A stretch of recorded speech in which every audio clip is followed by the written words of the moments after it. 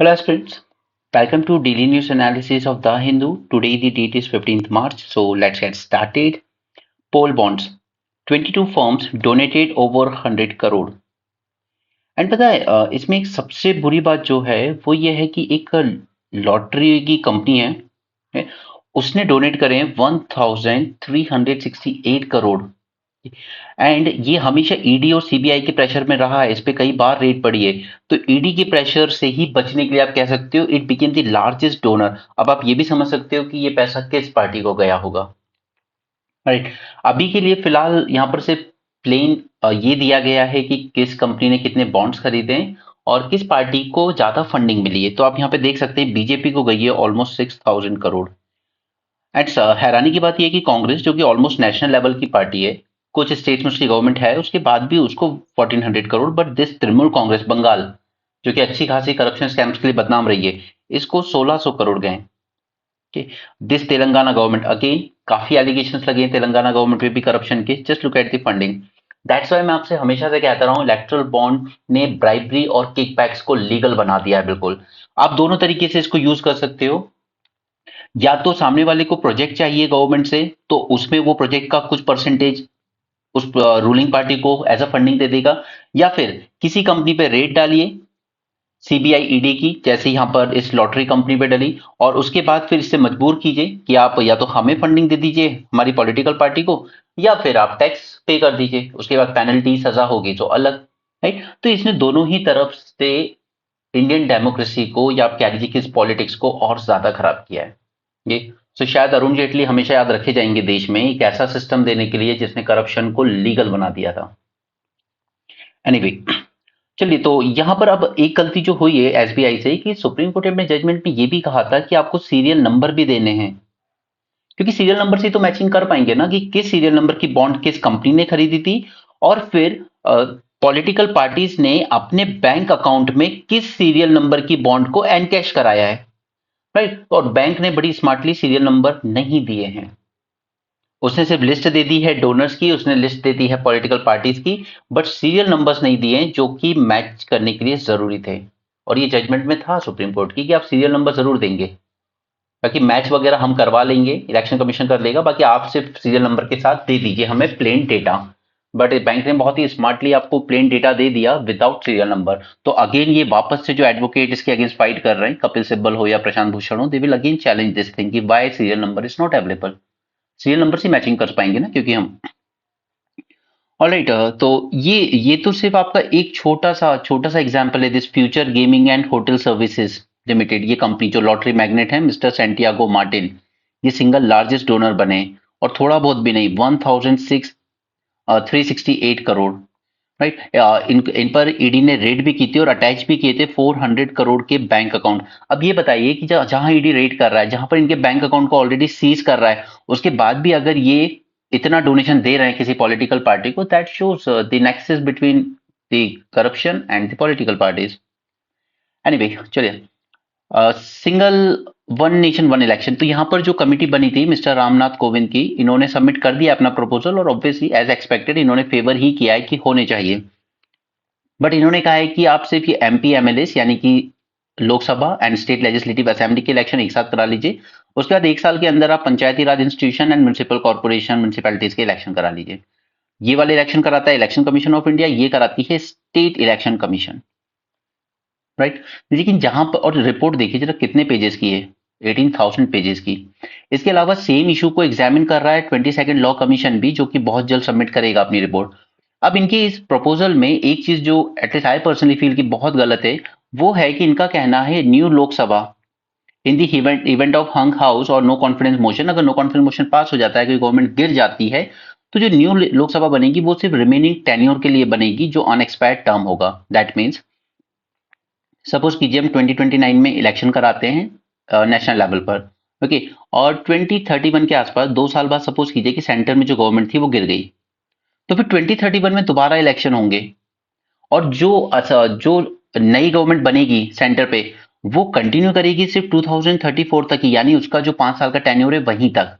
यानी कि जो नई नई सरकार बनेगी वो सिर्फ बचे हुए 3 साल के लिए काम करेगी, ना कि पूरे 5 साल के, ताकि 34 में जो स्टेट लेजिस्लेटिव असेंबलीज के साथ ही वन नेशन वन इलेक्शन होना था वो एज इट इज वो साइकिल बनी रहे।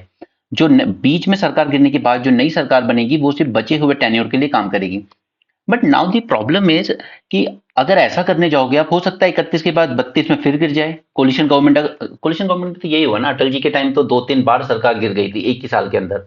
आई के गुजराल थे, फिर अटल बिहारी वाजपेयी खुद बने कुछ दिन के लिए, उनकी भी सरकार 2 बार गिरी। अगर ऐसा होगा तो हम मतलब 5 साल में 3 बार इलेक्शन कराएंगे क्या नेशनल लेवल के? ओके, तो ये रिकमेंडेशन थोड़ा गलत दिखता है। बट उसका सॉल्यूशन ये है कि अगर आप नो कॉन्फिडेंस मोशन ला रहे हो तो साथ में आप एक ऑल्टरनेट कॉन्फिडेंस मोशन भी लाइए। क्या दूसरी पार्टी जो है वो सरकार बनाने की कंडीशन में है या नहीं? सिर्फ सरकार गिराना इज नॉट द सॉल्यूशन। अगर आपके पास ऑल्टरनेटिव गवर्नमेंट है, आपके पास एक कोलिशन तैयार है, तो फिर आप नो कॉन्फिडेंस मोशन पास कराइए। क्योंकि अगर ऐसा करने जाएंगे तो फिर हो सकता है 5 साल में 3-3 बार इलेक्शन करवाने पड़ जाएं, तो वो पूरा पर्पस ही डिफीट हो जाता है। राइट, तो इन्होंने ये जो कहा है अनएक्सपायर्ड टर्म के लिए ही बनाया जाए, ये ठीक नहीं है। या तो कॉन्फिडेंस मोशन के साथ नो कॉन्फिडेंस मोशन भी लेकर आइए आप। ऑलराइट, अब इसके लिए हमें कॉन्स्टिट्यूशन अमेंडमेंट करने पड़ेंगे। आर्टिकल 83 जो ड्यूरेशन बताता है हाउस ऑफ पार्लियामेंट का, आर्टिकल 172 जो ड्यूरेशन बताता है स्टेट लेजिस्लेचर का। ऑलराइट, क्योंकि अगर हमें 29 में एक साथ कराने तो ऑब्वियस सी बात है कि हमें किसी न किसी स्टेट असेंबलीज के जो टेन्योर है उसको शॉर्ट भी करना पड़ेगा, और किसी का जिसका सपोज टेन्योर 28 में कंप्लीट होने वाला हो तो उसको शायद एक साल के लिए एक्सटेंड भी करना पड़ेगा। तो हमें ये दोनों आर्टिकल अमेंड करने पड़ेंगे। इसके अलावा आर्टिकल 324 ए जो पंचायत और म्युनिसिपैलिटीज की बात करता है, article 325 which allows election commission of India in consultation with state election authorities to prepare a common electoral roll and voter ID. तो हमें ये भी अमेंड करना पड़ेगा, एक कॉमन इलेक्टोरल रोल बनाना होगा। अभी स्टेट लेजिस्लेटिव असेंबली के लिए अलग इलेक्टोरल रोल होता है और लोकसभा इलेक्शन के लिए अलग होता है, तो हमें एक कॉमन बनाना होगा। और ऑब्वियसली बात है कि फेडरल इशू पे आता है, तो हम लोग कॉन्स्टिट्यूशन में 3 टाइप के अमेंडमेंट देखते हैं। एक सिंपल मेजोरिटी से, एक स्पेशल मेजोरिटी से, और एक होता है special majority with consent of half of the states. तो ये थर्ड कैटेगरी में जाएगा, यहाँ पे हमें स्टेट्स का भी रेटिफिकेशन लेना होगा। बट अगेन ये सिर्फ अभी प्रपोजल्स हैं, रिकमेंडेशंस हैं। जब इसका एक पूरा प्रॉपर तैयार हो जाएगा तब और डिटेल में डिस्कस करेंगे। अभी उतना डिटेल में जाने की जरूरत नहीं है। बाकी मेंस 450+ में मैं आपको ऑलरेडी बता चुका हूँ वन नेशन वन इलेक्शन के बारे में, जो भी इसके बेनिफिट्स, चैलेंजेस और वो सब बातें जो आपको एग्जाम में पूछी जा सकती हैं। जब इनसे इनके प्रॉपर कॉन्स्टिट्यूशन अमेंडमेंट और ये सब चीजें आएंगी सामने, तब हम इन पे बात करेंगे। Finally election commission of India, तो यहाँ पर 2 लोगों को अपॉइंट कर दिया गया है और दोनों ही फॉर्मर आईएएस ऑफिसर्स थे, ज्ञानेश कुमार एंड सुखबीर संधू। तो अब इलेक्शन कमीशन फिर से 3 मेंबर की बॉडी बन गई है, chief election commissioner plus 2 election commissioner. ये इससे रिलेटेड हमने सारी बातें की थी जो अमेंडमेंट हुए 2023 में। 13 मार्च का जो डिस्कशन है हमारा, हमने उसमें बात कर ली थी, आप वहां से देख सकते हैं अगर आप पहली बार वीडियो देख रहे हैं। और जैसा कि मैंने आपसे कहा था कि जो सिलेक्शन पैनल है उसमें प्राइम मिनिस्टर है, एक कैबिनेट मिनिस्टर है यानी कि अमित शाह बैठे थे, होम मिनिस्टर, और साथ में लीडर ऑफ अपोजिशन है। और यहाँ पर 2-1 मेजोरिटी से वही सिलेक्ट होना है जिनको ये दोनों चाहेंगे। ये लेकिन सिर्फ ये एक फोरम दे देता है लीडर ऑफ अपोजिशन को कि आप अपना डिसेंट नोट दे सकते हो कि मैं इन दोनों से सहमत नहीं हूं, और वही इन्होंने यहाँ पे किया। अधीर रंजन चौधरी बैठे थे कांग्रेस की तरफ से, इनका कहना है total of 6 short listed names have been shared with him barely 10 minutes before the meeting. अब मीटिंग के 10 मिनट पहले बता रहे हो इन 6 नाम को शॉर्टलिस्ट किया गया, तो मैं 10 मिनट में क्या जान लूंगा इनके बैकग्राउंड के बारे में, कि ये सूटेबल है या नहीं, इनकी इंटीग्रिटी है या नहीं। राइट, इसके अलावा कह रहे हैं कि वेडनेसडे की नाइट को मुझे लिस्ट भेजी गई थी 212 नाम की, कि इनमें से हम लोग सिलेक्ट करेंगे, और फिर 10 मिनट पहले उन 212 में से 6 नाम शॉर्ट। अगर मुझे एक रात पहले 212 नाम मिल भी जाए तो मैं पॉसिबल थोड़ी है मेरे लिए कि मैं ये चेक कर पाऊं कि मुझे इसको एक्सेप्ट करना है या नहीं।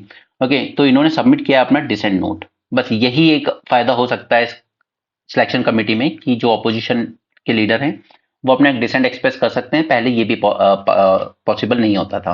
बट द थिंग इज कि अभी सुप्रीम कोर्ट में दोबारा पिटीशन फाइल की गई है कि वापस से यहाँ पर सीजेआई को इंक्लूड किया जाए इसमें, ताकि सही लोग को अपॉइंट किया जाए इस पैनल पे। ओके, तो वो 13 मार्च का डिस्कशन आप देख सकते हैं। आगे चलते हैं। Kerala to build beehive fences. देखिए, मधुमक्खियों के ये जो फेंसेस बनाए जाते हैं ना, वो उस वजह से ये एलिफेंट जो होते हैं उसको क्रॉस नहीं कर पाते हैं, तो समझ में आ जाता है कि इधर हमें नहीं जाना है। तो मैं आपके साथ ये मैन एनिमल कन्फ्लिक्ट पूरा अभी डिस्कस करेंगे, और साथ में यहाँ पर आंध्र प्रदेश में it hosted more than 1 lakh migratory birds this winter. तो हमारे लिए 2 लेग इंपॉर्टेंट हो जाते हैं, कोलेरू एंड पुलिकट। मैं आपको पीवाईक्यू भी दिखाता हूँ, इन पे बेस्ड आए हुए हैं पहले। और इसके साथ मुझे आपके साथ जो मेन डिस्कस करना है वो जो कैरल ने अभी अमेंडमेंट की है इस मैन एनिमल कन्फ्लिक्ट को रोकने के लिए। ठीक है, पहले मैं आपको पीवाईक्यू दिखाता हूँ कि हम क्यों ये लेक वगैरह की बात कर रहे हैं।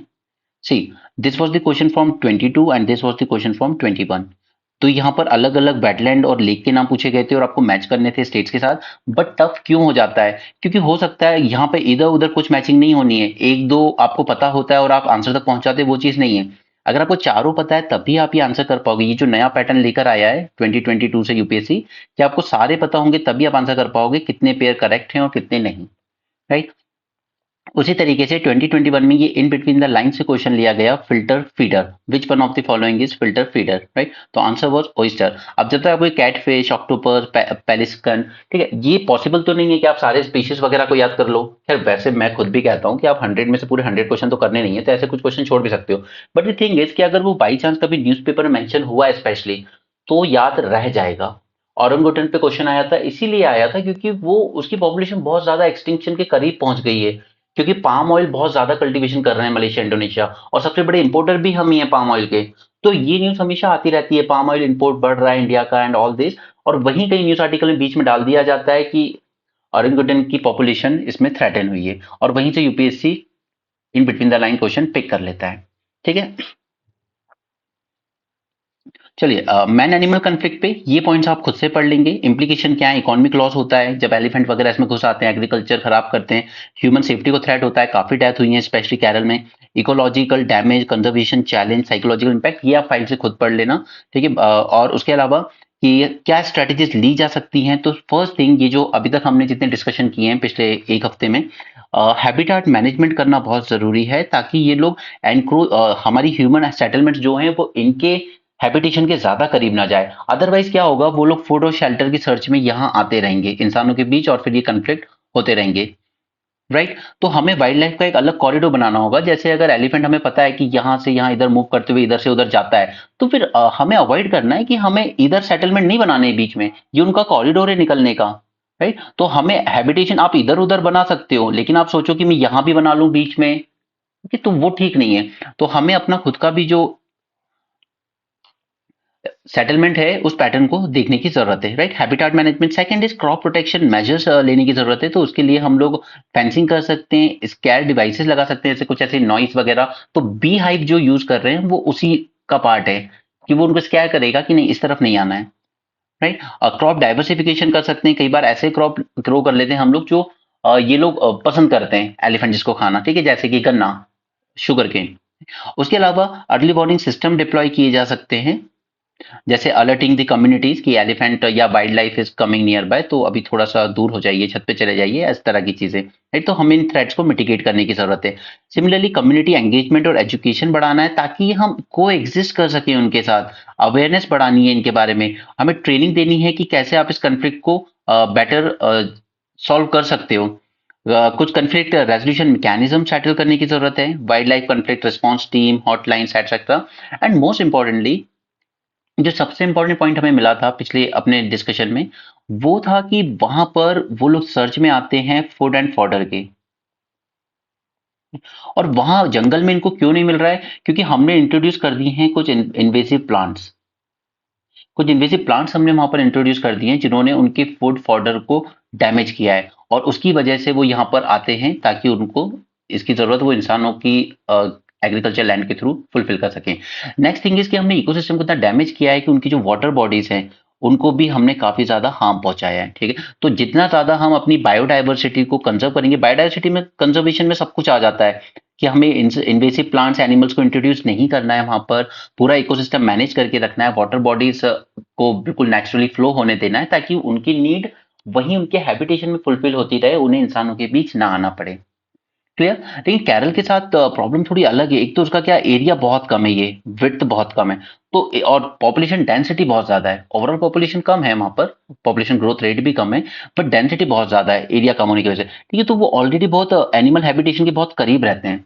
इवन वेस्टर्न घाट, जिसको कहा गया था कि पूरा का पूरा western Ghat ecologically sensitive declare किया जाए by Kasturi Rangan committee, Rangarajan committee, but Kerala ने कहा कि अगर हम ये डिक्लेयर करने जाएंगे ना, तो हमारे तो पूरे एग्रीकल्चर लैंड ही इसमें चले जाने हैं, क्योंकि ये लोग केरल के लोग सच में बिल्कुल वेस्टर्न घाट्स में ही घुस गए। राइट।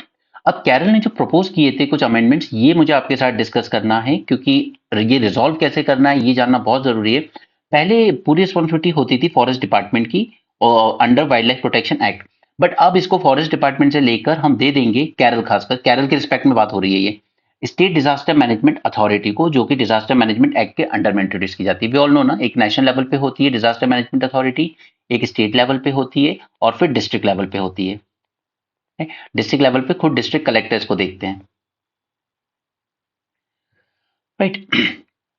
नाउ अभी अभी जो डिसीजन लेने होते हैं वो लेता है chief wild life warden, but अब लेगी स्टेट डिजास्टर मैनेजमेंट अथॉरिटी, यानी कि खुद chief minister at the state level.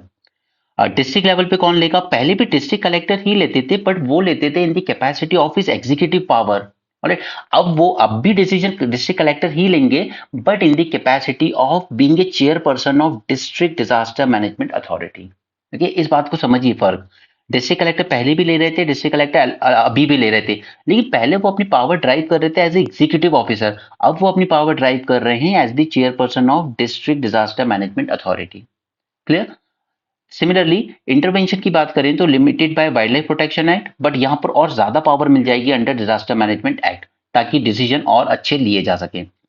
Next है जुडिशियल ओवरसाइट, डिसीजन में be question in the court under wildlife laws, but यहां पर लिमिटेड जुडिशियल इंटरफेरेंस रहेगा due to provision of disaster management act. ठीक है।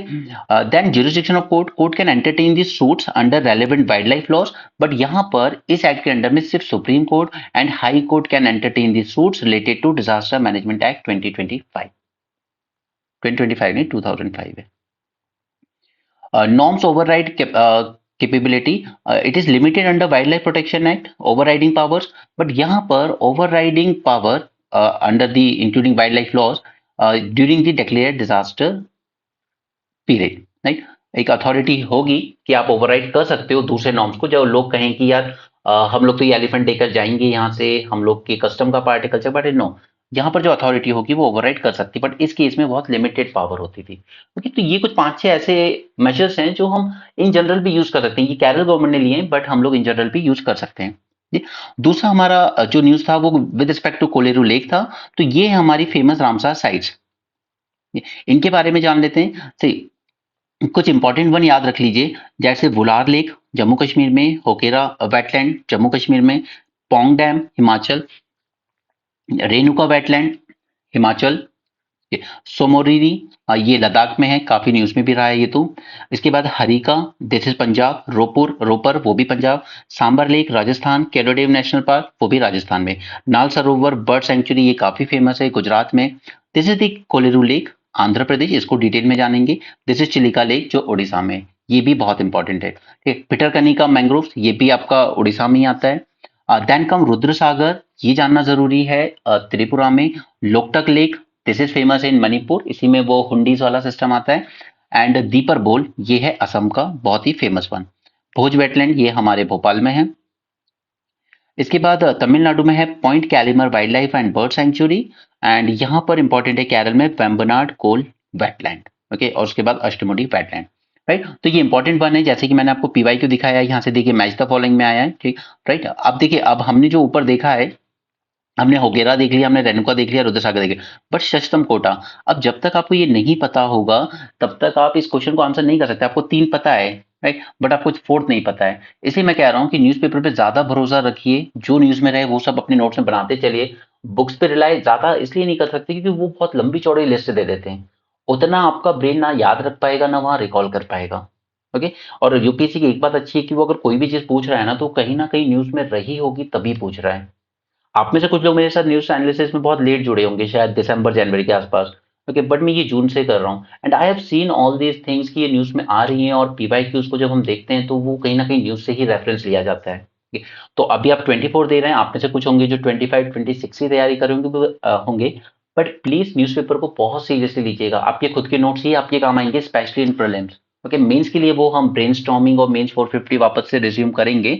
एक बार जरा अभी बच्चों के प्रीलिम्स पे ध्यान है तो वो हो जाए, उसके बाद हम उसको दोबारा रिज्यूम करेंगे, राइट। और आपके लिए बहुत अच्छा चांस है अगर आप 25 और 26 की तैयारी कर रहे हो, बस आपका ऑलरेडी 2 साल का करंट अफेयर खुद के हैंड रिटन नोट से तैयार होगा, आपको कहीं किसी बुकलेट में जाने की जरूरत नहीं पड़ेगी। ओके, तो चलिए कोलेरी लेक की बात कर लेते हैं। ये जो हमने देखा अभी आंध्र प्रदेश में, it is largest fresh water lake. अगर आपको ये कंफ्यूज होता है कि मैं फ्रेश वाटर ब्रैकिश वाटर में कंफ्यूज होता हूँ, तो आप केव से याद रख सकते हो, कोलेरू एंड फ्रेश वाटर। जैसे याद रखना वैसे रख लो, बस याद रहना चाहिए। ये बनाता है between the Krishna and Godavari delta के बीच में बनता है। अच्छा खासा एरिया है, 308 square kilometre. Natural, it serves as a natural flood balancing reservoir and it is fed directly by the water from seasonal Budameru and Tammileru streams. ये नाम याद रखना जरूरी हो जाता है। पिछले साल यूपीएससी ने ऐसे ही बिहार का एक पूछा था लेक, और उसकी बहुत माइनर छोटी सी रिवर होगी कोई, और वो क्वेश्चन फिर अटेम्प्ट करना मुश्किल हो गया था कि Budameru and Tammileru streams, right, याद रखेंगे इसको, सबसे इंपॉर्टेंट पॉइंट है वो। काफी सारे माइग्रेटरी बर्ड्स यहाँ पर आते रहते हैं। इसको वाइल्ड लाइफ सेंचुरी बनाया गया था in 1999, of course under the act of 1972, and it is designated as a wetland under the Ramsar convention in 2002। ठीक है, सिर्फ जो हाईलाइट किया है 4-5 वर्ड्स, वही कीवर्ड्स पर अपने नोट्स में लिखिए, पूरे पूरे सेंटेंस लिख के अपने नोट्स बल्कि बनाने की जरूरत नहीं है। नेक्स्ट हम लोग आते हैं चिल्का लेक पर, जो कि उड़ीसा में मिलता है। This is biggest inland salt water lagoon, right, salt water lagoon है, याद रखिएगा।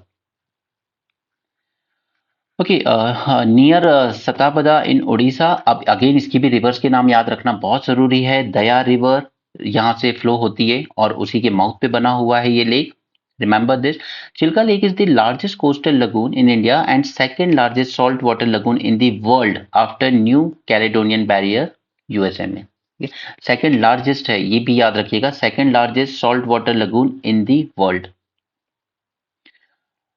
इस लेक के बीच में कुछ स्मॉल आइलैंड्स भी हमें देखने को मिलते हैं, जैसे कि हनीमून आइलैंड, ब्रेकफास्ट आइलैंड, और हमारा सबसे बड़ा रिवराइन आइलैंड कौन सा है, वो मजूली, ब्रह्मपुत्रा रिवर में, असम में, राइट। चिल्का लेक 1981 में Chilika lake was designated as first Indian wetland of international importance under Ramsar convention. ये पहला वेटलैंड बना था इंडिया में under Ramsar in 1981। The lake also acts as one of the most supportive ecosystem in the name of Chilka Lake Sanctuary and it is largest winter bird ground for migratory birds on Indian subcontinent. Okay. तो बस जैसे जैसे news में आता जाएगा वैसे ही पढ़ते चलना है आपको। Nature lovers, bird watchers, students, tourists have been having a delightful time at Atapaka Bird Sanctuary in Andhra Pradesh. ये इस कोलेरू लेक में ही बनी हुई है, अतापाका bird sanctuary, okay, Andhra Pradesh. तो याद रखिएगा क्योंकि एक बार अगर न्यूज में आ गई है तो फिर हमें करनी है। ओके, इसके अलावा और भी लेक्स हैं, जैसे कोलेरू लेक है, कोरिंगा सेंचुरी है, Pulicat lake, Nelapattu, Uppalapadu and all this. Okay, तो ये आप देख लेना, मुझे 2 इंपॉर्टेंट लगे थे तो वो मैं 2 मैंने आपको करा दिए, बाकी आप बस स्टेट याद रख लेना कौन से स्टेट में है, उससे ज्यादा याद रखने की जरूरत नहीं है। ये बी हाइव टेक्निक, ये अगेन वही नॉइस साउंड वगैरह कुछ क्रिएट करना है ताकि ये लोग उस तरफ ना जाएं। Focus on welfare of public, Modi at street vendors meet. तो अब स्ट्रीट वेंडर में खैर वो तो बोल बच्चन बोलते रहते हैं, उनको आजकल उनकी पार्टी भी शेयर नहीं देती। पीएम स्वनिधि, इस स्कीम को रिवाइज कर लेते हैं हम लोग।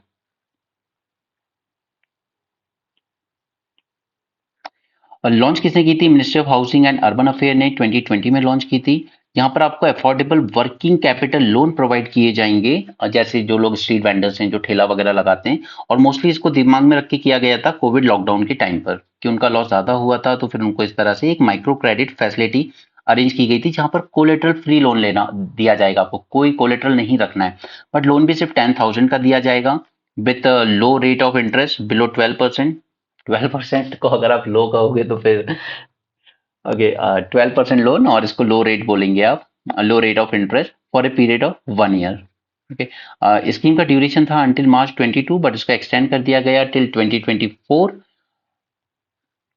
इसके अलावा एलिजिबल कौन कौन होगा इसमें, तो ऑल वेंडर्स वेंडिंग फ्रॉम और before 2020 with A certificate of vending can avail the loan. Street vendor act 2014 में जो पास किया गया था, इसके साथ टाउन वेंडिंग कमिटीज बनाई जाएंगी which comprises local authorities and vendors, क्योंकि लोकल अथॉरिटीज ये जो होती है ना, म्यूनसिपैलिटी और आपकी पुलिस वगैरह, ये कई बार ना थोड़ा सा हॉन्ट करती है इनको, राइट। तो एक टाउन वेंडिंग कमिटी बनाई जाएगी और वो इशू कर देगी इनको सर्टिफिकेट कि हाँ आप अपना ठेला जो भी है वो यहाँ पर लगा सकते हैं, राइट। बेनिफिट क्या है, यहाँ पर आपको लोन मिल जाएगा अप टू 10,000, टू 10,000 जो आप मंथली इंस्टॉलमेंट में भी पे कर सकते हो फॉर टेन्योर ऑफ 1 ईयर। अगर आप जल्दी पे करते हो तो आपको इंटरेस्ट सब्सिडी मिलेगी। कोई पेनल्टी नहीं है अगर आप जल्दी पे कर देते हो टाइम से पहले। ठीक है, डिजिटल ट्रांजैक्शन प्रमोट करने पर आपको इंसेंटिव्स भी दिए जाएंगे अप टू ₹100 पर मंथ। और उसके अलावा इम्प्लीमेंटिंग एजेंसी कौन है, तो SIDBI is the implementing agency. अब 10,000 में कौन सा ठेला लगता है, आई डोंट नो, ओके, कौन सा बिजनेस स्टार्ट होता है। एनीवे अगर 10,000 आप पहले लेते हो और उसको टाइम भी चुका देते हो तो फिर आपको अगली इंस्टॉलमेंट 20,000 की भी मिल सकती है। और अगर आप वो भी चुका लेते हो तो उसके अलावा अगली इंस्टॉलमेंट 50,000 की भी मिल सकती है। ठीक है, ओके। देन यहाँ पर सीए की बात है असम के रिस्पेक्ट में। तो मैंने आपको पूरा का पूरा मेंस 450 प्लस में लेक्चर करवाया था उल्फा असम का जो इशू है, पूरा असम अकॉर्ड वगैरह वो सब कुछ, राइट। उसके अलावा असम एक स्टेट है जहां पर एनआरसी हो चुकी है, उसमें से करीब 19 लाख नेम ऐसे आए थे आउट ऑफ 3.3 करोड़ एप्लीकेंट्स जो बाहर रह गए थे कि ये सिटीजन नहीं है यहाँ के, राइट। और मैंने आपको उस दिन सब समझा दिया है इसके बारे में। आप अगर 13 मार्च का वीडियो देखेंगे तो उसमें हमने सीए के रिस्पेक्ट में बात की थी, क्या क्या इश्यूज है वहां पर, राइट। उसमें मैंने आपको एनपीआर और एनआरसी दोनों में फर्क भी समझाया था, ठीक है, क्यों इसको लेकर ज्यादा फियर है लोगों में। Then we will find a way for those without paper to apply under CAA. ये मिस्टर अमित शाह का कहना है। इनका कहना है कि 85% of people seeking to apply under CAA have the required document. सिर्फ जो 15% पर डॉक्यूमेंट्स नहीं है, हम उसके लिए कोई रास्ता निकालेंगे। अब देखिए जो कर्नाटका वाली बीमारी यहाँ भी फैली है कि एक स्कूल ने आने नहीं दिया लड़कियों को कि हिजाब पहन के आप एग्जाम नहीं दे सकती। जबकि यहाँ पर खुद एजुकेशन डिपार्टमेंट कह रहा है कि हमने जो हायर सेकेंडरी एजुकेशन बोर्ड है उसने क्लियरली बोला है there are no specific rules about the clothes worn by examinee and they can appear for the exam in any decent attire. उसके बाद भी प्राइवेट स्कूल इस तरह की हरकतें कर जाते हैं। अब वेस्ट बंगाल के बाद तमिलनाडु में भी यही है कि सेंट्रल गवर्नमेंट बहुत ज़्यादा वेज डिले करती है। और वो ये है, मतलब ऐसा नहीं है कि हम एक दो बार ही देख रहे हैं, हम पिछले 5 साल में कई बार देख चुके हैं जहाँ state government opposition ruled states को जानबूझकर हॉन्ट किया जाता है सेंटर की तरफ से। Ensure the disbursal of pending wage, और वो भी कितने हैं, 1600 crore to the state, right. फिर वो स्टेट गवर्नमेंट पे प्रेशर आता है। इलेक्शन कमीशन आज supreme court to return seal documents of data on electoral bonds. वो सब ठीक है, वो माइनर बातें हैं, वो अब वो तो जब मैचिंग होगी तब पता चलेगा उसमें क्या काम का है क्या नहीं। Tamil Nadu tops the illegal trade in shark. अब कल मैंने आपको लेक्चर दिया था विद रिस्पेक्ट टू अंटार्कटिका, वहां पर मैंने आपको बताया था कि जापान और व्हेल्स वगैरह बहुत ज्यादा मारता है, राइट। और इसके अलावा काफी सारी वेसल्स चलती हैं जो इलीगल हैं, वो इलीगली हंटिंग करती हैं इनकी और फिर इसको मार्केट में सेल करती हैं। और हमारे यहाँ भी Tamil Nadu illegal trade off shark body parts में टॉप पे रहा है। 80% of the shark dry products होते हैं जो ये लोग इलीगली काम करते हैं। और सबसे ज्यादा डिमांड होती है शार्क के कार्टिलेज और टीथ की। अब एफ्टा साइन कर लिया है हमने, अब इंडिया चाहता है कि हम दूसरा यूरेशियन के साथ भी कर लें, that is Eurasian economic union. तो इसके मेंबर जान लेते हैं हम लोग। मेंबर्स अगर आप देखेंगे तो सॉरी रशिया एंड बेलारूस, ये तो एकदम दोस्त हैं, ठीक है। यूक्रेन पे हमले में बेलारूस ने पूरी पूरी तरह से साथ दिया रशिया का। इसके अलावा Kazakhstan, Kyrgyzstan and Armenia. Armenia तो ऑलरेडी नाराज है थोड़ा रशिया से क्योंकि अजरबैजान के साथ जो कन्फ्लिक्ट हुआ उसमें साथ नहीं दिया रशिया ने, जबकि ये दोनों सीएसटीओ ट्रीटी का पार्ट थे, राइट। इसके अलावा कजाकिस्तान एंड किर्गिस्तान, तो ये 5 कंट्री मिलकर बनाती हैं आपका यूरेशियन इकोनॉमिक यूनियन। ये एक्सिस्टेंस में आया इन 2015। ये प्रोवाइड करता है free movement of goods, services, capital and even labour with in their border. तो यहाँ पर हम चाहते हैं कि इनके साथ हम एक डील साइन कर सकें ताकि, यानी कि इसमें बात ये होगी कि ये एक तरह का ये एक पूरा बना, मान लीजिए आपकी एक ही कस्टम यूनियन है, यानी कि वन सिंगल मार्केट है, जस्ट लाइक कि इंडिया के सारे स्टेट्स के मार्केट इंटीग्रेटेड है, one nation one market, right. वैसे ही इन लोगों ने अगर हम इनके साथ ट्रेड साइन कर लिया तो फिर हम कहीं भी पांचों कंट्री में से किसी को भी एक्सपोर्ट इंपोर्ट करना हो, हम पे सेम कस्टम ड्यूटी लगेगी, ठीक है, अलग अलग नहीं लगेगी, एक एक ही कस्टम ड्यूटी लगेगी, कॉमन मार्केट रहेगा वो। जैसे एक बार इंडिया में प्रोडक्ट आ गया तो आ गया, उसके बाद ये थोड़ी कि तमिलनाडु पे आया है तो अब कर्नाटक जाएगा तो अलग से कस्टम ड्यूटी पे करनी है, ऐसा नहीं होता ना। तो बस वही यहाँ पर मोटिव है। 5 कंट्रीज के नाम याद रखिएगा, Armenia, Belarus, Kazakhstan, Kyrgyz and Russian federation.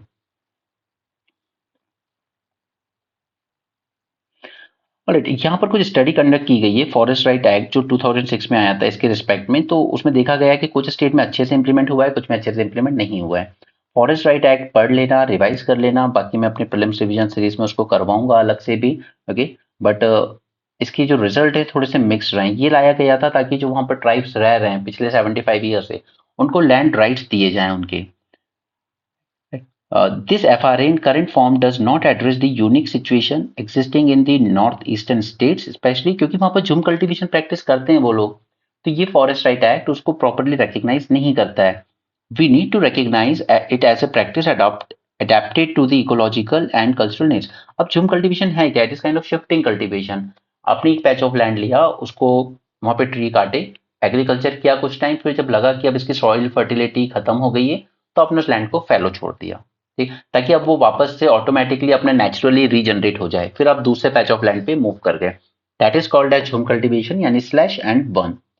Maharashtra में इसका इम्प्लीमेंटेशन ठीक ठाक देखा गया है, उड़ीसा में भी ठीक ठाक देखा गया है, but other than still there are gap existed in the districts between individual forest right and community forest right. देखिए, जब कम्युनिटी फॉरेस्ट राइट देने की बात आती है तो अच्छे से दे देते हैं फॉरेस्ट ऑफिशियल, क्योंकि पूरी कम्युनिटी इन्वॉल्व है। लेकिन जब इंडिविजुअली आप अप्लाई करते हो लैंड राइट के लिए, तो वहां पर कई बार रिजेक्ट कर दिया जाता है। Just see in the case of Karnataka, only 5% of claims filed under individual forest right are recognized, which showed that Karnataka had the highest rate of IFR rejection. Individual जब मैं forest right claim कर रहा हूँ तो reject हो जा रहा है, बहुत ज्यादा high rate है। ओके, सिर्फ आपने 5% एक्सेप्ट किए, बाकी रिजेक्ट कर दिए, और कम्युनिटी लेवल पे तो फिर भी आप एक्सेप्ट कर लेते हो।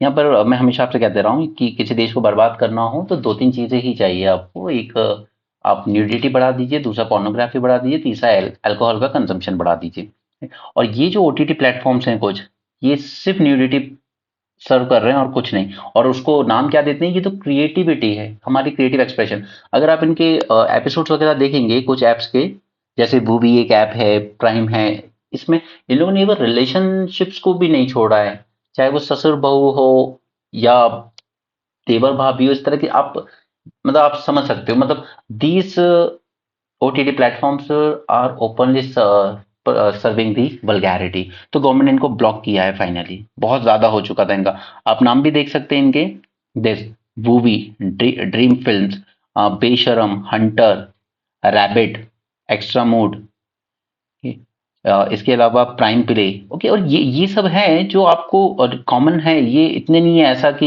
ये कोई बहुत ज्यादा मुश्किल है इनको एक्सेस करना।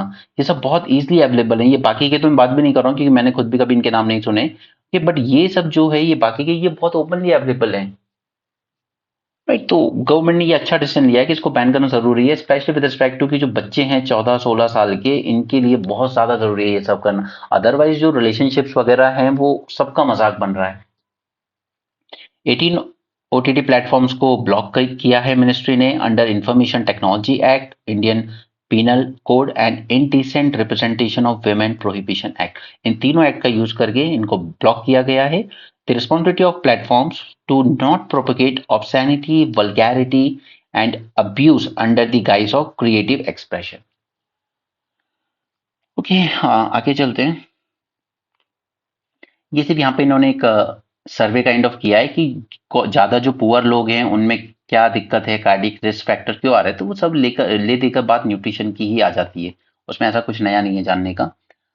यहाँ पर गवर्नमेंट ने बैन किया था, अगर आपने देखा होगा ना फास्ट फूड वगैरह, कुछ बहुत रेड रेड दिखता है हम लोगों को, राइट? पोटैटो वगैरह उसमें डिप किए जाते हैं, फिर फ्राई किए जाते हैं और ऐसे टांग दिए जाते हैं शॉप पे, अपने ORN करोल बाग में भी देखे होंगे, तो उनमें यूज होता है रोडामाइन। और ये बहुत डेंजरस है, डॉक्टर्स इसको काफी टाइम से मना करते आ रहे हैं, बट लोग मानते नहीं है। तमिलनाडु ने बैन किया है सेल ऑफ कॉटन कैंडी और candy floss after analysis confirm the presence of rhodamine B and industrial dye. इसके बाद तमिलनाडु के बाद कर्नाटका ने भी इसको बैन कर दिया है, because it is absolutely harmful colouring agent in cotton candy and गोभी Manchurian. Rhodamine B is a textile dye and its use in food has a huge impact on health.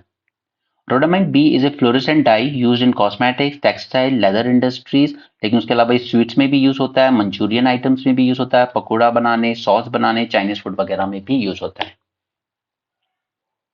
Long term consumption can cause allergies, irritation, rhodamine B can cause cell death, even cell death, ये बहुत बड़ा danger है। It can damage the cerebral tissue, brain stem, it damage the kidney, liver, increase risk of stomach tuber etcetera. ठीक है, तो ये rhodamine को आप याद रखेंगे। इसके अलावा 2-3 और हैं जिनको बैन किया गया है, वो मैं आपके साथ प्रीलिम्स रिवीजन सीरीज के टाइम डिस्कस करूंगा वो सब। ओके, अभी हम उसमें लेक्चर नंबर 25 तक पहुंचे, 25 और आएंगे अभी। ठीक है, क्योंकि पहले 100 का प्लान था, बट दी थिंग इज कि मैंने उसी की लेंथ बढ़ा दी है। पहले मैंने सोचा था मैं 20-20 मिनट्स के बनाऊंगा, बट वो आजकल 35-40 मिनट्स के हो जाते हैं। एंड मैं आपके साथ आपका टाइम सेव हो, इसलिए पहले से ही नोट्स रिटर्न होते हैं वहां पर, ताकि सिर्फ आपको एक्सप्लेन करना रह जाए। तो वो हम कर लेंगे बहुत जल्द कंप्लीट। माइटी, ये माइटी ने क्या किया है कि कई ऐसी चीजें जो इंफॉर्मेशन टेक्नोलॉजी एक्ट 2000 में मेंशन है ही नहीं, उनको उनके अगेंस्ट उससे बाहर जाकर कुछ एडवाइस जारी करता रहता है कि आप ऐसा कीजिए वैसा कीजिए। जैसे लेटेस्ट इसने अभी जो चैट जीपीटी टाइप के बॉडीज हैं, गूगल का जो जेमिनी आया था, उससे पूछा गया क्या prime minister Modi is fascist, उसने कहा यस, इनकी कुछ पॉलिसीज ऐसी है जो फासिज्म को शो करती हैं। तो इसके कंटेक्स्ट में फिर इन्होंने कहा है कि आपको ऐसा कोई भी प्रोग्राम, कोई भी सॉफ्टवेयर रिलीज करने से पहले गवर्नमेंट की परमिशन लेनी होगी। फिर थोड़ा सा क्रिटिसिज्म हुआ तो कहा कि नहीं, ये तो हमने सिर्फ बड़े बड़े जो गूगल टाइप के हैं उनके लिए कहा है, जो स्टार्टअप है उनको परमिशन की जरूरत नहीं है।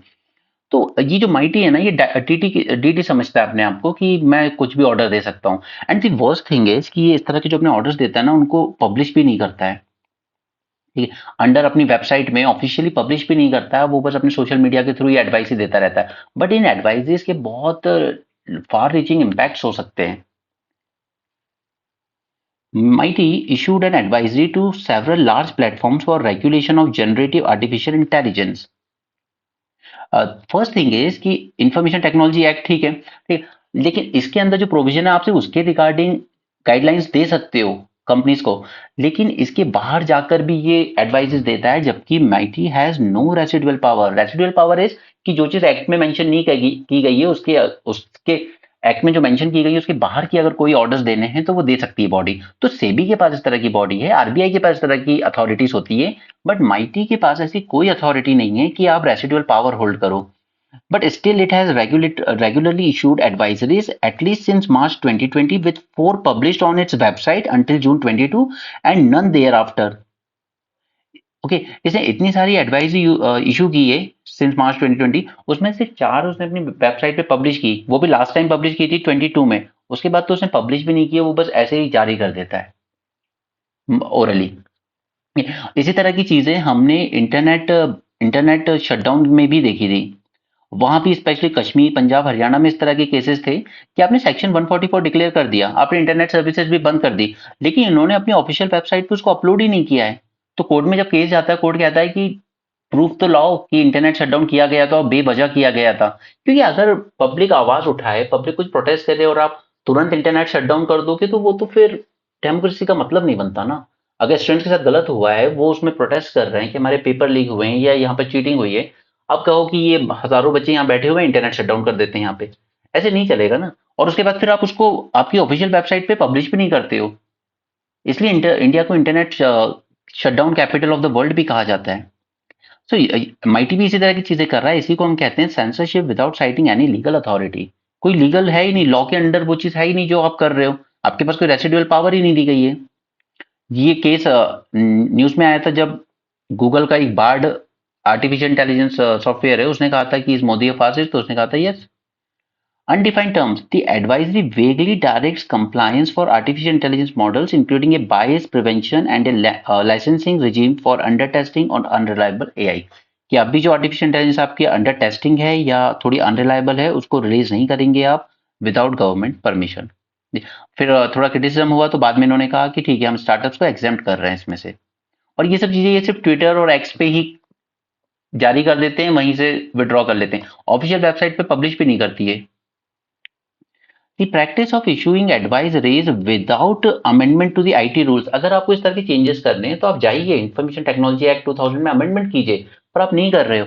उसका अमेंड किए बिना ही आप जस्ट ऐसे रेफरेंस दे देते हो कि अंडर आईटी एक्ट, जबकि उसमें वो प्रोविजन ही नहीं है। This represent a further decline in administrative standard. ये बताता है कि हमारे एडमिनिस्ट्रेशन में बैठे हुए लोग कितना अच्छा काम कर रहे हैं। आज जब वर्ल्ड में सऊदी अरेबिया नियोम सिटी बना रहा है वर्ल्ड की सबसे फ्यूचरिस्टिक, उसके बाद इंडोनेशिया भी एक न्यू सिटी बना रहा है नूर सुल्तान, ठीक है। ऐसे में भूटान एक नई चीज लेके आया गैलेफू गैम्बिट। ये गैलेफू नाम की एक सिटी बनाएगा, लेकिन ये कह रहा है कि मैं सस्टेनेबल टाइप की सिटी बनाऊंगा, जहाँ पर सर्विस सेक्टर होगा, जहाँ पर हेल्थ एंड हॉस्पिटैलिटी सेक्टर होगा, टूरिज्म होगा, but again in sustainable manner. Right. But अब क्या है, भूटान की प्रॉब्लम ये है कि वो लैंडलॉक है, तो उसको नीचे से इंडिया से ही डिपेंड होना पड़ता है सारी चीजों के लिए, या फिर ऊपर भूटान चाइना से डिपेंड हो। अब भूटान ने एक अच्छी चीज हमेशा की है कि वो कभी चाइना के ज्यादा करीब गया नहीं है, लेकिन चाइना ने बेवजह एक इशू बना लिया कि आप डोकलाम के पास मुझे इतना एरिया दे दीजिए और मैं आपको नॉर्थ में अपनी चाइना में डबल एरिया दे दूंगा इससे। ठीक? तो ये इस पे हमेशा प्रेशर रहा है, और फिर आपको पता होगा 2018 के अराउंड हमारा डोकलाम इशू भी हुआ था चाइना के साथ, ठीक है। इंडियन फोर्सेस और चाइनीज आर्मी आमने सामने आ गई थी, क्योंकि ये हमारी जो चिकन नेग है ना उसके करीब बैठा हुआ है Siliguri corridor. Bhutan's plan for regional economic hub at Galepu. Galepu mindfulness city with a unique Bhutanese architecture blueprint across 1000 square kilometer की बनाई जाएगी। ये बनाना चाहते हैं as a carbon neutral city and only non polluting industries like IT, education, hotel, hospital sectors allow किए जाएंगे, और आप इन्वेस्ट कर सकते हो सिर्फ हेल्थ एंड वेलनेस हब में। राइट। सऊदी अरेबिया बना रहा है नियोम सिटी, बहुत फ्यूचरिस्टिक। इंडोनेशिया बना रहा है नुसांत्रा। तो ये सारी कनेक्टिविटी प्रोजेक्ट्स चल रहे हैं वर्ल्ड में, तो वर्ल्ड पूरा कनेक्टिविटी और इन चीजों पे ध्यान दे रहा है। भूटान सस्टेनेबल वे में एक नई सिटी बनाना चाहता है, बट उसके अपने चैलेंजेस है, बट ऑब्वियसली हमारे एग्जाम पॉइंट ऑफ व्यू से काम के नहीं है, बट हम क्विकली देखेंगे, ऐसे याद रखने की जरूरत नहीं है आपको। वार्मर टेम्परेचर रहता है यहाँ पर देन इन द माउंटेन्स, तो Gelephu gets high amount of rainfall, बहुत ज्यादा होती है, तो फ्लडिंग वगैरह होती रहती है वहाँ। फॉरेस्ट वाइल्ड लाइफ पॉपुलेशन काफी ज्यादा है, एलिफेंट कॉरिडोर्स बहुत सारा, इंसर्जेंसी चलती है असम में, हमारे नॉर्थ ईस्टर्न स्टेट्स में, जो भूटान में जाके छुप जाते हैं वो लोग। और भूटान गवर्नमेंट ने कॉपरेट करते हुए ही हमारे साथ मिलकर लॉन्च किया था ऑपरेशन ऑल क्लियर, जो मैंने आपको असम अकॉर्ड वाले मेंस 450 में बताया भी था। ऑपरेशन ऑल क्लियर ये मिलिट्री ऑपरेशन इन्होंने जारी किया था भूटान ने इंडिया के साथ मिलकर, ताकि ये सभी जो इंसर्जेंट्स हैं इनको बाहर निकाला जा सके। कैलिफ ये रीजन पूरा लैंडलॉक्ड है, ये डिपेंड रहेगा इंडिया पर ही for all sort of infrastructure in trade and transport. Okay. बाकी भूटान को क्यों जरूरत है ये सब छोड़िए, ये सब जरूरत नहीं है, जब हम इंडिया भूटान रिलेशन करेंगे बस तब जानेंगे कि कैसे ये लोग ज्यादा कोलैबोरेट कर सकते हैं आपस में। Has poverty really drop 5% in India? See, exam में आपसे कोई नहीं पूछने वाला है, क्योंकि देखिए ये रहे हैं mister Surjit Bhalla, former member of prime minister economic advisory council, तो वैसी बातें वो सपोर्ट करेंगे। ये हैं एक इकोनॉमिस्ट इंडिपेंडेंट, तो ये इसको काउंटर करेंगी। राइट। बट एग्जाम में आपसे ऐसा कहीं नहीं पूछा जाएगा कि बताइए क्या सच में गिरी है पॉवर्टी इतनी या नहीं गिरी है। बस द फैक्ट इज कि गवर्नमेंट का डेटा कहता है कि हमारे यहाँ जो एक्सट्रीम पॉवर्टी है वो 5% से कम बची हुई है। राइट, बस। और उसके अलावा हमें सिर्फ वर्ल्ड बैंक का पता होना चाहिए, क्योंकि देखिए पहले तो इंडिया में ऐसी कोई फिक्स बेंचमार्क हमने बनाया नहीं है कि आप इतने रुपए से कम कमाओगे तो वो बना। हम सिर्फ वर्ल्ड बैंक की ही जो परचेजिंग पावर पैरिटी लाइन है दैट इज $2.15 अ डे, हम इसी को अपना बेंचमार्क यूज करते हैं। राइट। इंडिया ने खुद से कभी नहीं बनाई है। सीए के बारे में है, मैंने 13 मार्च को आपके से इसके बारे में सारी बात कर ली थी। श्रीलंकन तमिल्स को इंक्लूड नहीं किया गया है। म्यांमार का जो कुकी चीन वाला इशू है उसमें उनके लोगों को इंक्लूड नहीं किया गया है। इसके अलावा सारी नॉन मुस्लिम कम्युनिटीज जो 3 कंट्री से आई होंगी, अफगानिस्तान, पाकिस्तान एंड बांग्लादेश से, उनको इंक्लूड किया जाएगा, उनको सिटीजनशिप दी जाएगी, सिर्फ नॉन मुस्लिम्स को। ओके, यानी सारे बाकी जो जितने भी रिलीजन है। इसके अलावा कोर्ट में ये केस अब तक पेंडिंग है, वहां पे लिस्टिंग हुई है इसकी, बट अभी तक इसको सुनवाई नहीं हुई है। ये चैलेंज किया है अंडर आर्टिकल 14, क्या रिलीजन सिटीजनशिप का सिटीजनशिप ग्रांट ग्रांट करने का पैमाना हो सकता है या नहीं। तो जब तक कोर्ट इस पे कोई जजमेंट नहीं दे देता तब तक हमें इसको बार बार बॉल बाय बॉल कमेंट्री पढ़ने से कुछ नहीं मिलना है, जब तक कि कोर्ट इसमें कोई जजमेंट नहीं दे देता हमें। राइट। आपको दो चार बातें जो याद रखनी है कि कुछ ट्राइबल एरियाज जो 6 शेड्यूल में आते हैं, हमारे 4 स्टेट्स असम, मेघालय, त्रिपुरा, मिजोरम, इनको एग्जाम किया गया from this legislation ambit, so this is one point you should remember. Second इज कि सुप्रीम कोर्ट मॉनिटर एनआरसी हुई थी असम में 2021 में, उसमें से 19 लाख लोगों को एनआरसी से बाहर कर दिया गया था कि आप सिटीजनशिप नहीं हो, आप इलीगल माइग्रेंट्स हो। तो असम में तो शायद इसका इम्पैक्ट अब देखने को नहीं मिलेगा। असम की सिर्फ चिंता है कि हमारी असम अकॉर्ड में हमने जो डेट रखी थी मार्च 1971, आप उसको चेंज क्यों कर रहे हो? आप कह रहे हो 31 दिसंबर 2014 तक जो लोग आए होंगे नॉन मुस्लिम उन सबको सिटीजनशिप देंगे, तो फिर असम की डेमोग्राफी, उनका कस्टम, उनकी कल्चर, इंडिजिनस एंड ऑल, उस पर असर पड़ता है, वो हम डिस्कस कर चुके हैं पहले। क्या ये वायलेट कर रहा है आर्टिकल 14 को? ये कोर्ट एग्जामिन करेगा, ये हमारा काम नहीं है। उसके बाद क्या इनका प्रोसिक्यूशन रिलीजन के ग्राउंड पे हुआ था? तो हाँ, अगर ऐसा कुछ हुआ है तो ही आपको सिटीजनशिप दी जाएगी। Now the case has not been listed since then. U U Lalit जब हमारे चीफ जस्टिस ऑफ इंडिया थे, उन्होंने कहा था कि इसकी सुनवाई हम लोग दिसंबर 22 से शुरू करेंगे, बट तब से वो लिस्ट आया ही नहीं है, अभी तक वो पेंडिंग ही पड़ा हुआ है। It is currently listed before A bench headed by justice Pankaj Mittal.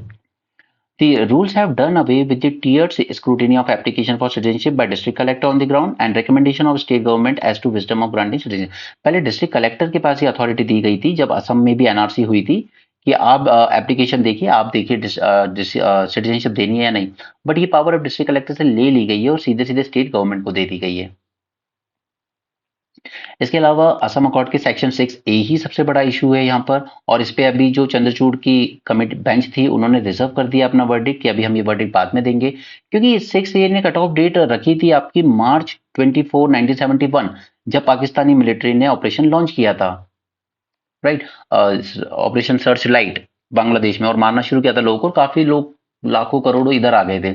तो ये डेट रखी गई थी कि इसके बाद जो लोग आए हम उनको नहीं देंगे सिटीजनशिप असम में, ठीक। और 1966 के बाद जो आए थे बट बिफोर, ठीक है, 66 से 71 के बीच में जो आए उनको दी जाएगी सिटीजनशिप को, लेकिन आपको माना फॉरेनर ही जाएगा for all the rights and obligation except they would not be able to vote for 10 year, ठीक है। यानी कि असम अकॉर्ड जब 85 में साइन हुआ तो 95 तक 1995 तक, तब तक आपको वोटिंग राइट्स नहीं दिए जाएंगे अगले 10 साल तक, अगर आप इस ड्यूरेशन के बीच में आए हो बांग्लादेश से या दूसरे देशों से, राइट। ये था असम अकॉर्ड की बात।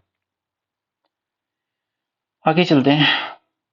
श्रीलंका को बॉम्ब डिस्पोजेबल डिवाइसेस मिले हैं चाइनीज की तरफ से, ये ओके, और ये ग्रांट के तौर पे मिले हैं, कोई खरीदा नहीं है उन्होंने। तो चाइना उसको थोड़ा पैम्पर करने की कोशिश कर रहा है, कि बीच में चाइना के साथ इनके रिलेशन थोड़े डाउन चले गए थे जब चाइना ने डेट बहुत ज्यादा बढ़ा दिया था इन पे। ये किम जोंग उन है, इनका कहना, इन्होंने अपने ट्रूप्स को ऑर्डर किया है प्रिपेयर फॉर द वॉर। अब वो सारे एंगल्स मैं आपको पहले समझा चुका हूँ, ये चाइना ईरान रशिया एक्सेस, ऊपर से फिर Russia China and North Korea access, right, ऊपर से फिर वो पाकिस्तान और अफगानिस्तान के दो ट्रबल कंट्रीज बैठी हुई हैं बीच में। आगे चलते हैं। China should speed up coal transition. तो ये यूएसए क्लाइमेट एनवॉय गए थे, उन्होंने कहा था कि चाइना अभी भी सबसे ज्यादा नंबर 1 है एमिशन में, नंबर 2 पर है आपका ये यूएसए, ठीक है। तो इन दोनों में हमेशा चलती रहती है। यूएसए कहता है देखिए हम ये तो मान रहे हैं कि हिस्टोरिकली हमने सबसे ज्यादा किए हैं कार्बन एमिशन, और हम कोशिश कर रहे हैं कम करने की, लेकिन करेंटली आप कर रहे हो चाइना, आप ज्यादा कर रहे हो। तो चाइना कहता है ठीक है मैं कर रहा हूँ कोल एमिशन वगैरह, ठीक है, लेकिन मैं नंबर 1 रिन्यूएबल एनर्जी डिप्लॉयमेंट में भी तो हूँ, हर साल सबसे ज्यादा रिन्यूएबल एनर्जी डिप्लॉयमेंट मैं ही कर रहा हूँ, ठीक है। तो मैं करंटली सबसे ज्यादा एमिशन कर रहा हूँ, तो मैं करंटली सबसे ज्यादा रिन्यूएबल एनर्जी इंस्टॉल भी कर रहा हूँ। आपने हिस्टोरिकली इतने ज्यादा एमिशन किए हैं, लेकिन आप अभी भी उतना ज्यादा नहीं कर रहे। पेट्रोल डीजल के प्राइसेस 2 रुपए लीटर कम हो गए हैं, 4 साल जम के लूटो, फिर चुनाव के टाइम कम कर दो, लोग खुश हो जाते हैं। Anyway, DGFT looks to revamp trade rules on e commerce export. E commerce exports की जब हम बात करते हैं तो इसमें ग्लोबली बात करेंगे तो $2 ट्रिलियन तक का ये मार्केट है पूरा। इसमें इसमें जो हमारा इंडिया से एक्सपोर्ट जाता है ई कॉमर्स के थ्रू बात कर रहे हैं, ठीक है, ई कॉमर्स के थ्रू जाता है वो हार्डली जाता है कहीं maximum $10 billion, $8 to $10 billion, right. जबकि जो चाइना है वो करता है ई कॉमर्स के थ्रू $300 बिलियन का एक्सपोर्ट।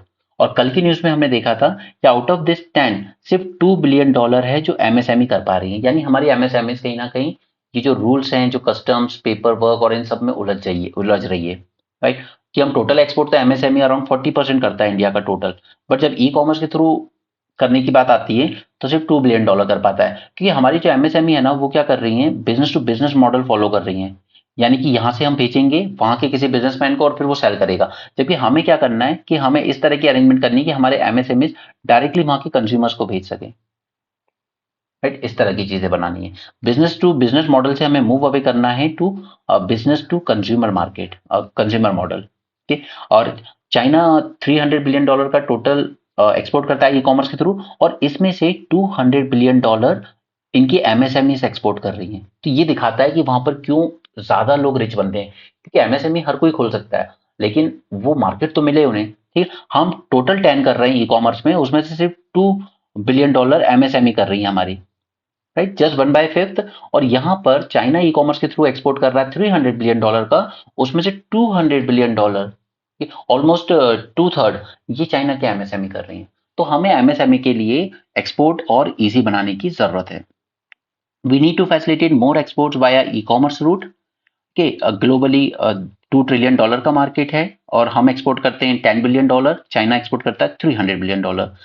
62 आउट ऑफ 800 डिस्ट्रिक्ट जो इंडिया में, जस्ट 62 डिस्ट्रिक्ट ये एक्सपोर्ट करती हैं 80% गुड्स को।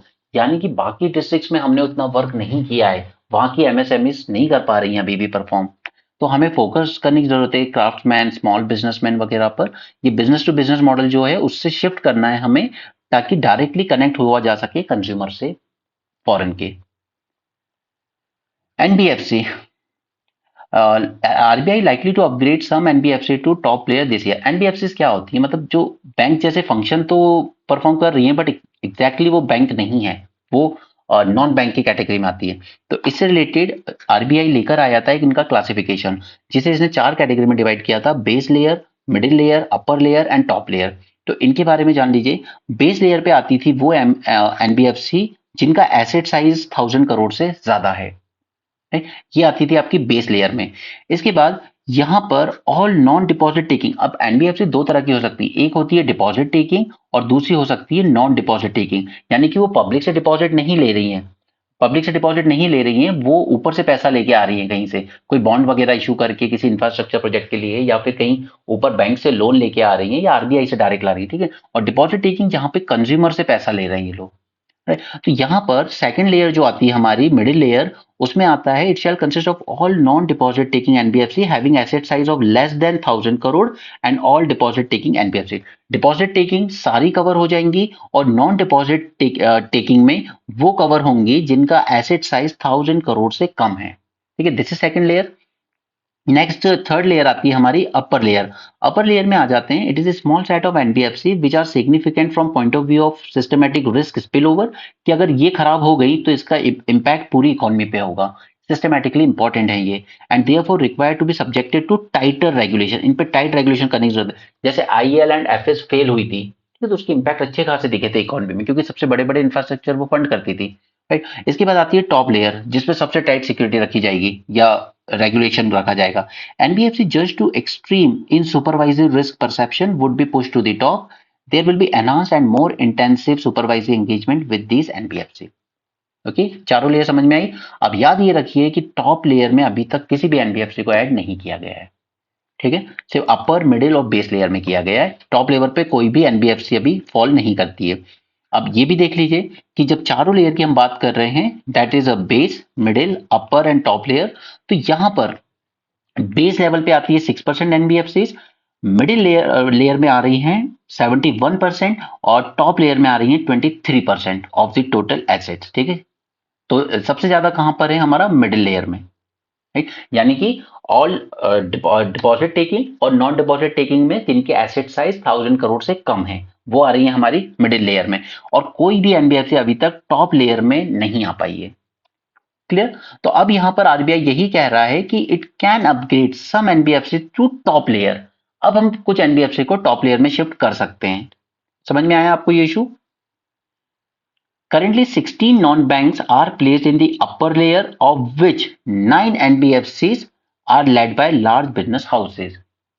Okay, तो ये लार्ज बिजनेस हाउसेस ही मोस्टली उतना एसेट होल्ड कर रहे हैं कि वो अपर बैंड में आ रहे हैं, तो अब वो टॉप बैंड में जाने के लिए शायद तैयार हैं। अब इसके लिए क्राइटेरिया क्या होता है अपग्रेडेशन के लिए? तो स्केल, साइज, वो तो अपनी जगह है। इसके अलावा ability to handle customers grievances, technology capabilities, asset granularity and composition of loan book nature etcetera. quantum of business handled in-house, quality of board, top management, asset liability mismatch management, diversification of liabilities, etc. ठीक है, qualification आपसे नहीं पूछी जाएंगी, आपसे सिर्फ ये पूछी जाएंगी लेयर्स वगैरह और उनके एसेट साइज वगैरह, जो मैंने आपसे डिस्कस कर दिए। पीएल 2.0 टारगेट ये ऑलरेडी हम कर चुके हैं। पीएलआई स्कीम हमने पुरानी वाली भी पढ़ ली थी और पीएलआई स्कीम 2.0 भी पढ़ ली थी अपने रिवीजन लेक्चर में, जो कि यूट्यूब पे ओपनली अवेलेबल भी है सबके लिए। राइट, तो एक अच्छी न्यूज ये है कि यहाँ पर जितने भी एप्लीकेंट्स थे उन सब ने लगभग वो टारगेट को मीट करने वाले हैं। और गवर्नमेंट ने इसका सेकेंड 2.0 जो आया उसमें सब्सिडी को डबल भी कर दिया था, और जो टेन्योर जो 4 साल का हुआ करता था उसको बढ़ा के 6 साल का भी कर दिया था, ताकि और ज्यादा इंसेंटिव दिए जा सकें। और एप्लीकेंट्स को ये भी अलाउ किया गया था कि आप बेस ईयर अपने हिसाब से चूज कर लो, 23 कर सकते हो, 24 भी कर सकते हो, 25 भी चूज कर सकते हो, it's as per your choice. यहाँ पर लिथियम माइन की बात करें तो दो तरीके से होती है। हमने लिथियम के बारे में डिस्कस किया था प्रीलिम्स रिवीजन सीरीज में। एक तो होता है वो ब्राइन वाली माइनिंग पैटर्न, ठीक है, वो अर्जेंटीना वगैरह में ज्यादा यूज होती है। दूसरा चाइना लिथियम निकालता है लैपिडोलाइट माइनिंग से। Okay, there is this lump in the price of lithium जो कि कार बैटरीज के बहुत इंपॉर्टेंट है, क्योंकि इनकी जो एक्सट्रैक्शन प्रोसेस है वो बहुत ज्यादा कॉस्टली होता है। एक्सट्रैक्शन प्रोसेसिंग दोनों ही बहुत ज्यादा कॉस्टली होती है। ईवी की डिमांड थोड़ी कम हुई है ग्लोबल मार्केट में, इसलिए लिथियम के प्राइसेस भी थोड़े से गिर रहे हैं। लेपिडोलाइट के बारे में जान लेते हैं। It is a hard rock ore that is relatively expensive for producing lithium. Okay, इसके अलावा वो ब्राइन वाली माइनिंग मेथड यूज होती है साउथ अमेरिका में, जो कि ऑलरेडी फास्ट पेस पे ग्रो हो रहा है। बट ये जो माइनिंग है लेपिडोलाइट, इसमें थोड़ा स्लो डाउन देखने को मिल रहा है, जिसका इंपैक्ट सबसे ज्यादा चाइना पे पड़ेगा, because almost half of the China's lithium output in 23 came from lepidolites. Okay, China rank fourth in lithium reserves. Okay, बाकी स्पोर्ट्स न्यूज है। So I hope you like the video. See, important thing is कि again again मैं आपको कह रहा हूँ 20 अप्रैल तक आप न्यूज़पेपर स्किप नहीं करेंगे, उसके बाद आप चाहें तो छोड़ सकते हैं, फिर हम प्रीलिम्स के बाद दोबारा रिज्यूम करेंगे।